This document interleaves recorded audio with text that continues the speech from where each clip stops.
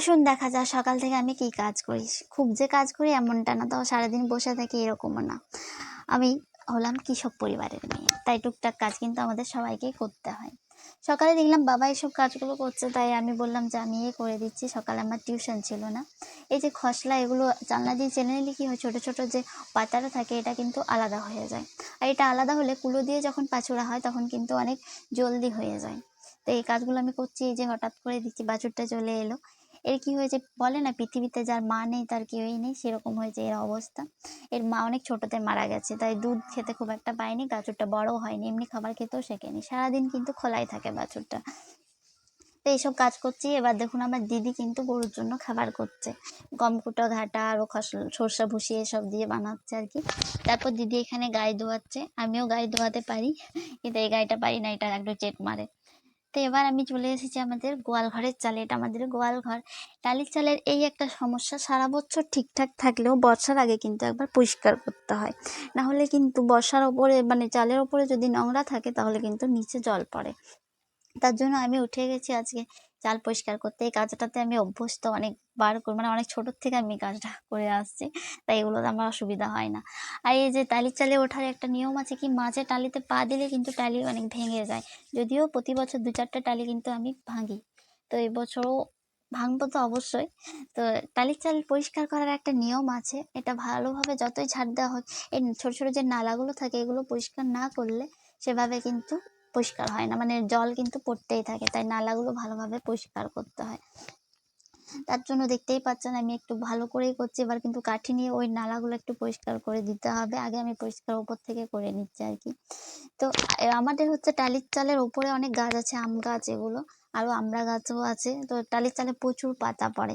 আর এবছর কি অবস্থা, আম গাছে একটা আম ধরেনি। অনেকগুলো আম গাছ, এখানে 5টা 6টা গাছ আছে, কিন্তু একটা তো আম ধরেনি। বললাম না প্রত্যেক বছর আমি টালি ভাঙি, এই বছরও ভেঙেছি, 2টো টালি ভেঙেছি যদিও। তো টালির চাল ভাঙলো মানে টালি ভাঙলো, এটা এতটা সমস্যা নয়, কারণ কি টালির চাল মানে টালি যেটা ভেঙে যায় সেটা কিন্তু আলাদা করে চেঞ্জ করা যায়। তার জন্য আলাদা মানে অন্য মানুষ দরকার, বা আরও তুলতে হয় অনেকগুলো, এরকম কিন্তু না, যেটা ভাঙে সেটাই সাইড থেকে তুলে আবার লাগানো যায়। এই কাজটাও আমি টুকটাক পারি। তার জন্য আমি কিন্তু নিচে থেকে একটা টালি দিদিকে নেওয়া করে মানে দিল আর কি, 2টো টালি আমি নিজেই লাগিয়ে নিচ্ছি। টালি লাগানোটা এমন মানে বড় কিছু কাজ কিন্তু নয়। যাই হোক, আমার টালি লাগানো কিন্তু হয়েই গেছে, দেখতেই পাচ্ছেন প্রায় হয়ে গেল আমার টালি লাগানো। টালি লাগাতে খুব যে টাইম লাগে এরকমটা নয় আর কি। তো যাই হোক, এইসব কাজে আমি অভ্যস্তই ছোটোর থেকে। এবার কিন্তু চলে এসেছি আমাদের টালির চাল আমার পুরো কমপ্লিট। আরও এরকম আরও 2-3টে চাল আছে আমাদের। তো টালির চালটা এটা কমপ্লিট হয়ে গেছে। এবার কিন্তু আমি অন্য একটা চালে চলে এসেছি, এটা হলো এলবেস্টারের চাল। এটাতে প্রচুর পাতা জমে, এর উপরে শিরীষ গাছ আছে, আম গাছ আছে, জাম গাছ আছে, তারপর উপরে আমাদের খড়ের চাল। তো মাঝে মাঝে তো বৃষ্টি হয়েছে, খড় পচে মানে খড়টাও পচে পচে নেমেছে, আর এইসব যে গাছের পাতা আছে সেই পাতাও কিন্তু পড়েছে, তাই মানে অনেকটাই নোংরা ছিল। এই দেখুন আমার কিন্তু পরিষ্কার হয়ে গেছে, এই চালটাও পরিষ্কার হয়ে গেছে। এর সাথে আছে আর কি ওপরে খড়, এক সাইডে টালি, এই সাইডে টালি আছে, টালিও আমার পুরোপুরি পরিষ্কার। আমার একটা সাইড আছে, ওই সাইডেও কিন্তু টালি বসানো ছিল। যাই হোক, টালির চাল আমার কিন্তু পুরোপুরি কমপ্লিট, টালির চাল পরিষ্কার হয়ে গেছে। এবার আমি আরও টুকটাক কাজ বাড়িতে আছে, এবার আমি নেমে যাব। এই যে দেখতে পাচ্ছেন, এটাও একটা সাইড আমাদের বাড়ি, মানে আমাদের বাড়িটা অনেক বড় আর কি, যেটা মাটির বাড়ি বলতে পারেন, সবগুলোর মধ্যে মাটির বাড়ি। তো বেশ বড় বড় মাটির বাড়ি, আমার দাদু তার আগের আর কি। এবার চলে এসেছে আমাদের মাঠে। এখানে আমাদের কয়েকটাই কলা গাছ আছে, একটা না অনেকগুলোই কলা গাছ আছে। তো আজকে বলতে বৃষ্টিও হতে পারে, ঝড় হবে নাকি, তার জন্য কলা গাছে খুঁটি দেওয়া হচ্ছে। কিছুদিন আগে কি হয়েছিল, একটা কলা জাস্ট ফলেছিল কলাটা, তারপরে কিন্তু ভেঙে গেছিলো, যার ফলে কলা মানে পুরো কান্দিটাই নষ্ট হয়েছিল, খাওয়ার মতো কলাগুলো হয়নি, অনেক ছোট ছোট ছিল, এবং সেই টাইমে ভেঙে গেছিলো, তাহলে পুরো কলা গাছটাই নষ্ট। তার জন্য আগের থেকে সাবধানতা অবলম্বন করা দরকার। একটা গাছে যদিও বাঁধা হয়ে গেছে। এবার মানে আমার বাবা কাজ করছে বাইরে, তার জন্য আমি নিজেই করছি। তো এই যে আমার খুঁটি কিন্তু গাড়া হয়ে গেছে, মানে পুরোপুরি কমপ্লিট। এবার বাঁধতে হবে, আমি কিন্তু বাঁধতে পারবো না অনেকটা উঁচুতে, তো আমি আগে কাজটা কমপ্লিট করে রাখলাম, বাবা বিকেলে বেঁধে দেবে। তো যাই হোক, এই দেখুন হয়ে গেছে কমপ্লিট। এই একটা কলা গাছ, এটাও ফলেছে। আবার এখানে একটা কলা গাছ আছে, এই কলা গাছটা মানে এটাও বেঁধেছে দেখুন। এই কলা গাছটা কিন্তু কলা মানে শেষ হয়ে গেছে প্রায়, যে এই যে দেখুন মানে খাওয়া হয়ে গেছে কলাগুলো, অনেক বড় বড় কলা হয়েছিল, খাওয়াও হয়ে গেছে।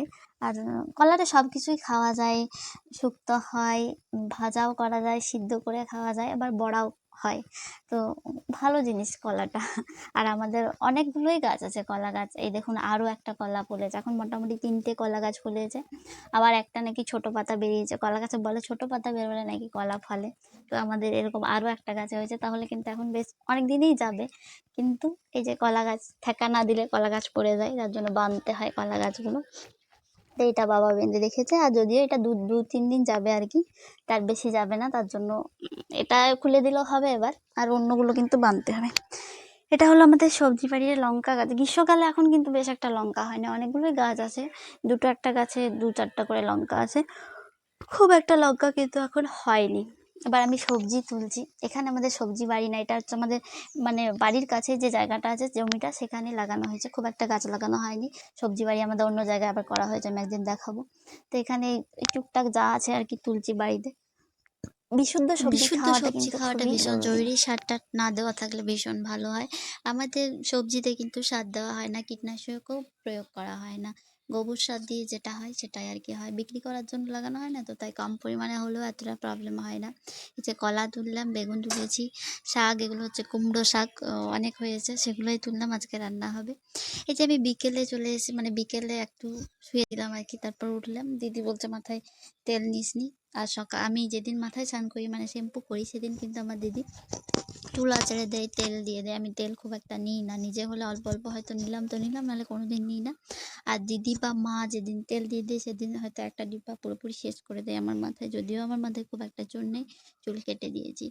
তো এই যে দিদি থাকা কিন্তু ভীষণ ভালো। মায়ের পরবর্তী যে জায়গাটা সেটাই হচ্ছে একটা বড়, যার দিদি আছে সেই বুঝবে। মানে সমস্ত কাজ আমার দিদি করে, রান্না বান্না, বাড়ির কাজ, পড়াশোনাও করে। আর মানে আমাকে এতটা কাজ করতে হয় না, আমার আমার সমস্ত কাজ, আমি এখানে পড়তে বসি, ওখানে পড়তে বসি, বই খাতা সব ফেলে রাখি, সেগুলো গুছিয়ে রাখে, জামা কাপড় এখানে ওখানে পড়ে থাকে সেগুলো কেচে পরিষ্কার করে।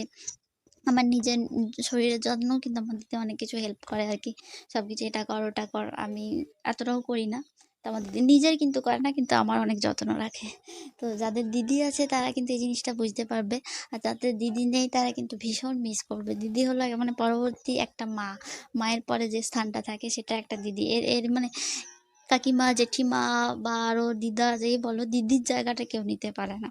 তো যাদের দিদি আছে তারা কিন্তু ভীষণ লাকি, আমি কিন্তু ভীষণ লাকি।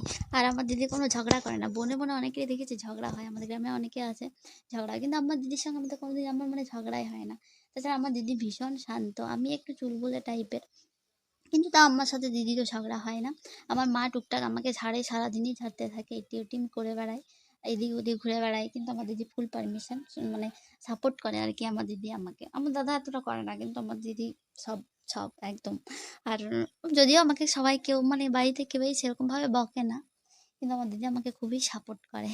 তো এরকম দিদি পাওয়া ভাগ্যের ব্যাপার, আমি পেয়েছি। আমি মানে ভগবানের কাছে একটা আমার মানে অনেক বড় গিফট আর কি, যে আমার একটা বড় দিদি আছে।